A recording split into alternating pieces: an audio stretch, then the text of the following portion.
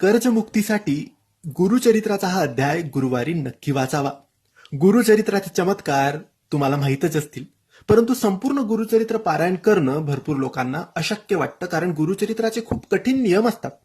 परंतु प्रत्येक गुरुचरित्र अध्यायाचे वेगवेगळे अनुभव येतात आणि वेगवेगळे लाभ होतात.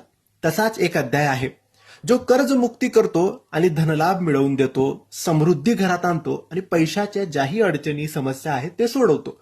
व्यापार चांगला चालतो, नोकरीत प्रगती होते. हा अध्याय फक्त गुरुवारी वाचायचा आणि दर गुरुवारी वाचायचा. एकूण 21 गुरुवार करायचे.